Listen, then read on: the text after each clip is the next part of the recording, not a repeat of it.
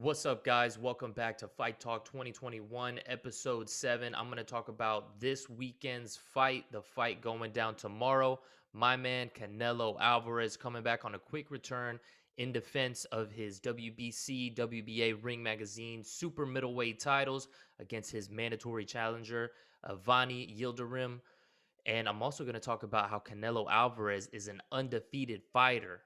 Yep, that's not me saying it. That's coming from the mindset and words of Floyd Mayweather Jr. So just stick around and we'll get into it.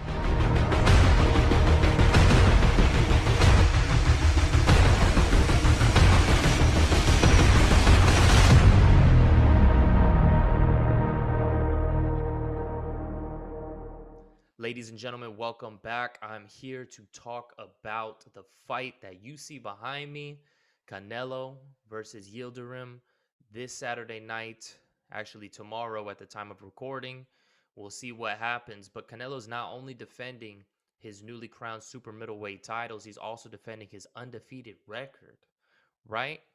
I'll explain that in just a minute. First, let's talk about this fight this weekend and what's actually pretty ironic about this fight, right? So, if you rewind, Canelo was pretty inactive over 2020, as a lot of fighters were, especially in boxing because of the coronavirus. But the coronavirus didn't not only keep him inactive, but it threw a big wrench into his historic contract that he had with DAZN, right? For those who don't know, at the time of signing, Canelo back in 2018 signed a deal with the app DAZN, the new platform, for 11 fights, $365 million. That's a lot of money. Guaranteed him about 33 million a fight, something along those lines. You can check the math on your own. But Canelo was scheduled to fight in May 2nd of 2020, and that fight fell out due to the pandemic. Well, Canelo wanted to fight, and the zone basically said, hey, listen, without this crowd, without being able to sell out an arena, we can't have you fight. So Canelo had a dispute with them. They said the only way we could do it is if we have a crazy event and you have to fight one of our premium opponents. So then he said, okay, what are your premium opponents? They listed off Triple G3, which I guess made sense, but he wasn't interested in because he's chasing supremacy at middleweight at the time. Then they listed off a retired, almost 50-year-old Oscar De La Hoya, Khabib, or Jorge Masvidal. And that right there for Canelo was almost an insult. So he told them that's not going to happen. He actually filed a lawsuit to get out of his contract. I don't know what happened with that, but he eventually did get out of his contract. The ironic thing about it is that he ended up fighting his next fight in December with the Zone and Matchroom Boxing. I guess they were able to come to some sort of agreement.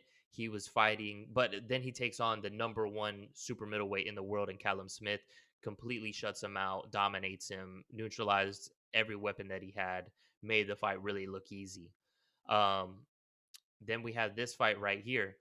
That fight with Callum Smith was for Callum Smith's WBA, but the vacant WBC super middleweight title. Now, the stipulation, the contingency of it being for the vacant title was that Canelo was going to have to defend it against the mandatory challenger, which we see right over here. Now, a lot of people are hating on this fight right now. If you're hating on this fight, guys, it's not Canelo's fault. Canelo's fighting this guy because it's a mandatory. The WBC told him, hey, in order to move forward, you have to fight against our mandatory. Now, why is this the mandatory for WBC? I don't know. His last fight, he lost a technical decision, which is the fight was stopped because of a headbutt. There was a cut, and then it causes if the fight goes after 4 rounds and it's stopped, then it goes to the judges, and the judges will score it based off the time of the stoppage and render a decision at that point. And then so he then lost that against the previous champion. I don't know if there was talks of him to fight Benavidez when Benavidez was champion for the WBC. I'm not sure, but all I know is that this fight has to happen in order for Canelo to move forward in chasing that undisputed which, if you don't know, there are four major titles in boxing: WBC, WBA, IBF, WBO. Now, those play a lot of big politics in boxing. Not only do you have your politics with the promoters and the TV providers, the broadcasters, I should say, but then you have these different organizations as well. And Canelo freeing himself up from that contract with that provider and freeing himself up from Golden Boy and being a free agent now has eliminated some of those politics in the game. Now he can chase that undisputed supremacy, but he still has to deal with these organizations. So moving forward, he has the WBC, he has the WBA, and in another video I could cover kind of what the politics are with these major titles, because I know they're pretty confusing, and honestly there's a lot to talk about and a lot of criticisms. I feel like they do a disservice to boxing, and they hurt way more than they help in the sport. So that might be my next rant video, so be prepared for that. But it looks like Canelo is fighting this fight, and if you're hating, then don't watch, right? You don't have to watch it, but you probably are going to watch it. So, don't talk about it. And it's not like he's just fighting this fight and that's it. Usually he has two fight dates in a year, and that's in May around Cinco de Mayo and then around Mexican Independence mid September, right? He's already still going to keep those dates. This is just an extra fight, right? This is like extra credit. You know what I mean? So we should all just be happy. I'm super happy, especially as a Canelo fan, just to be able to sit back, watch, and hopefully it's an amazing performance. Yildirim is bigger than him, but we've seen what Canelo's done to bigger opponents. And I'm not that, I don't want to say impressed, because, he is a top professional, but I don't see anything that's gonna in his game that's gonna cause problems for Canelo. But you never know. This could be like a Buster Douglas situation where Canelo comes in, doesn't really see it as too much of a challenge. And for Yildirim, this is the biggest fight of his life, right? His country, people are in his hometown in Turkey are chanting with his. They're doing parades with his poster, walking down the street, chanting for him, cheering for him. So this is a big moment for him. But we'll see what happens. Now, Canelo has another fight already basically signed in May to fight for the WBO championship as long as this goes smooth. So again, for the haters, Canelo said it best himself. He said, "Guys, I just fought the number 1 super middleweight in December, right? Off of a layoff. I came and fought the number 1 super middleweight in December. I don't know what else you guys want from me." So he goes, "I don't even care at this point." And that's valid. Um, that being said, we'll see what happens. Canelo, undefeated. Will he stay undefeated? Again, some of you might just be saying, all right, you lost me at this point. You're crazy. What are you talking about, right? Don't take my word for it. These are the words of Floyd Mayweather Jr. Now, he didn't come right out and say that Canelo Alvarez is undefeated. You should discount my win against Canelo. But if you take his own words and his own logic and apply it to that fight, then we should consider Canelo Alvarez as an undefeated fighter. Now, what do I mean by that? When did Floyd ever say that? You have to rewind back to 2010, 2011, right? This is in the heat of the Pacquiao versus Mayweather. Are they going to fight each other? Are they not? There was a lot of criticisms coming from both sides. One of the biggest criticisms that Floyd had was Pacquiao was looking so good, but he fought Oscar De La Hoya. He fought Ricky Hatton. And Floyd said, "Oh, those are my leftovers. You're fighting my leftovers," right? Then Floyd has a press conference to announce his next fight in November of 2011, who he's going to fight in May 2012. And it is none other than Miguel Cotto, who was the WBA super welterweight champion. And instantly, everybody in the media started asking him, "Hey, isn't this a bit hypocritical? You just said Pacquiao's fighting your leftovers. Pacquiao TKO'd Miguel Cotto. What is this?" And Floyd had a very good response, and I agree with his response. He said, "Hey, listen, I view Miguel Cotto as an undefeated fighter. When at the time Miguel Cotto only had 2 losses, right? He had the loss to Antonio Margarito, who we found out in the next fight was loading his gloves with some sort of plaster to make his gloves in his fist feel basically like bricks, right? Something like that. You'll have to look into it, but he was cheating. right? And he viciously beat up Miguel Cotto, and it made sense, right? So a lot of people are in agreement that okay, we can kind of discount that loss, right? That almost should be a no contest, but you just can't prove in hindsight that he actually did that fight. Then his second loss was to Manny Pacquiao, but at the time they should have fought at the welterweight limit of 147. Pacquiao had him cut down at a catch weight of 144. So Floyd said, "Hey, listen, I'm jumping up for the second time in my career to 154 pounds.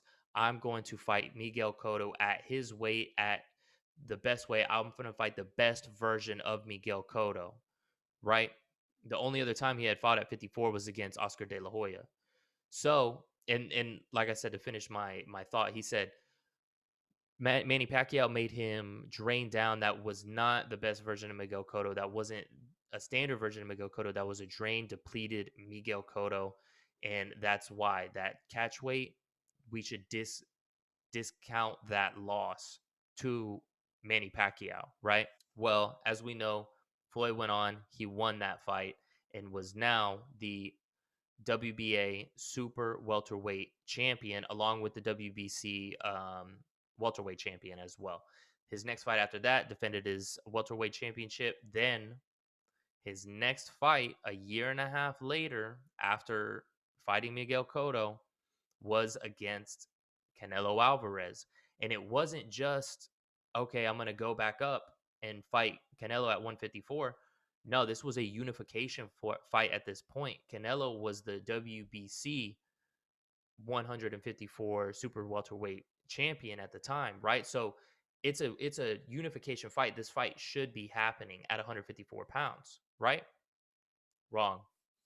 Floyd Mayweather, and there was a lot of back and forth between the camps on who really initiated this, but the fight went down at a catch weight of 152 pounds. Now, this is where you could talk about being hypocritical because just a year and a half prior, you were saying that, oh, we should view Miguel Cotto as an undefeated fighter because of the catch weight. It was a depleted Miguel Cotto, right? Yet a year and a half later, you're having Canelo deplete, right?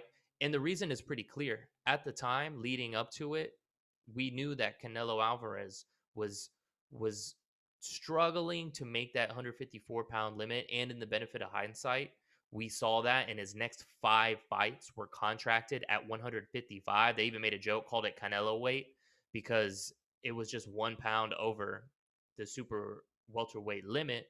And he even fought Erislandy Lara, who was a champion, in a non-title fight just to get that extra pound. He said, I don't care about the title. I just want that extra pound, right? And because he was depleting himself that one extra pound, he was fading a little bit in those fights. People were calling it out, people were noticing it. So obviously, Floyd Mayweather and his camp noticed it. Now, if it was because of his camp for the catch weight, but that's why I believe in that fight, you saw Canelo was very tired, very slow, very sluggish, sweating buckets, second, third round. And look, I'm not here to say that Canelo was going to win that fight, right? He's most likely too young. Who knows if they fought this prime Canelo that we see now, if he were to fight Floyd at that time, maybe be able to beat him. It's up for debate. Even at 154 pounds, it might have been the same exact outcome, right? But, but Floyd Mayweather himself, with his own logic and his own words, said that with the catch weight, Miguel Cotto was not the best version of Miguel Cotto. He was depleted, he was drained. We should not count that loss. He is an undefeated fighter. So you have to take the same logic and put that towards that same fight, or else it is hypocritical. So, that being said, we should view Canelo as an undefeated fighter and disqualify that loss to Floyd Mayweather. You let me know. What do you guys think? Am I onto something? Am I crazy? It is what it is at the end of the day, but I feel like I got a point, right? Let me know what you guys think.